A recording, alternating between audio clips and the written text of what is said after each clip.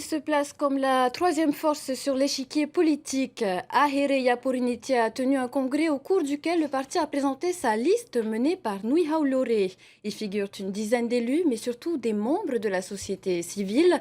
Ce matin, ils étaient plus de 300 personnes à s'être déplacées pour démarrer cette phase active dans la bonne humeur. Laure Philibert était sur place. Ils ont démarré l'aventure Ahire Yaporinitia à 3.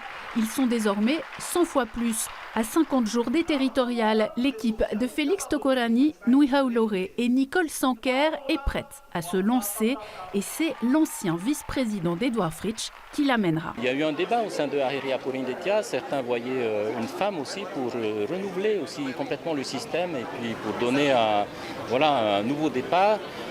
D'autres préféraient l'expérience, la certitude que les choses allaient être rapidement mises en œuvre après l'élection. Donc ce n'est pas une personne qui se présente, c'est un parti avec 3 membres fondateurs et puis des équipes qui sont réparties partout. Donc il n'y a pas de compétition entre nous, on veut gagner et on veut changer le système. Il y a eu les pro-Nuihau, les pro-moi, il y a eu les pro-hommes, les pro-femmes. Nous avons beaucoup débattu sur ce sujet, mais pour préserver l'unité et puis surtout pour préserver cette dynamique, nous n'avons pas voulu créer des tensions internes et donc nous avons validé Parmi les têtes connues, Étienne Tehamoana et Bernard Natoua, tous deux représentants à l'Assemblée. Le maire de Maupiti, Willinson Raufa Uore, Jonathan Tariha, est venu en soutien mais ne figure pas sur la liste. En revanche, Sylviane Teroatea mènera la section des îles sous le vent. Une décision qui a poussé Teha Temari, ancienne suppléante de Nuihau Loré, à partir avec tous ses soutiens, tout comme Heyata Gournak, l'épouse de l'ancien maire de Paea, insatisfaite de sa place. J'en veux pas à ceux qui sont contre la liste de la Roumate, j'en veux pas du tout, au contraire, paix dans le cœur, parce que c'est comme ça, il y a toujours, on peut pas mettre tout le monde devant. De Bora Bora jusqu'à Huahine, il n'y a que des maires. Alors il faut, je pense, primer aussi, privilégier l'expérience. Vous savez, on a fait un appel à candidature avec des lettres de motivation. Alors ces lettres-là, elles étaient belles.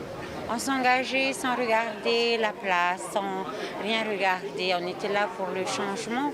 Et une fois la proclamation de la liste avec les classements, finalement, les masques sont tombés. Côté société civile, TAV Chaumette et Christopher Marty comptent bien changer la manière de faire de la politique. J'ai été très animé par un sentiment de révolutionnaire, un petit peu ça naissait de l'intérieur, une grande injustice, une profonde déception. Et cette colère a fini par passer parce qu'à un moment donné, on pense, on commence à réfléchir, on se dit est-ce qu'on va que dans la colère, qui n'est pas constructive, qui est plutôt destructrice, ou est-ce qu'on essaie de construire ? Et quand on essaie de construire, la réponse, ça reste la politique. Il y a les symptômes d'un côté et la racine de l'autre. Moi, je pense qu'on s'attaque trop souvent aux symptômes, ça revient à faire des pansements politiques, pas très efficaces. Et je crois qu'il faut s'attaquer à la racine du problème. Et la racine, c'est le système politique. Je ne veux plus retourner dans les quartiers et voir parler d'intégration, on parle que de CAE, mais on me dit mais non, c'est le maire qui me donne le CAE. Je lui dis mais qu'est-ce que tu fais avec ton CAE? Je balaye la route. Pour moi, ce n'est pas de la réinsertion. C'est du gaspillage d'argent, surtout quand on sait qu'il y a autant d'argent injecté.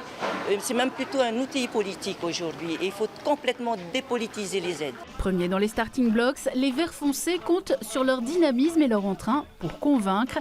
Ils espèrent au moins atteindre le second tour et maintenir un groupe à l'Assemblée.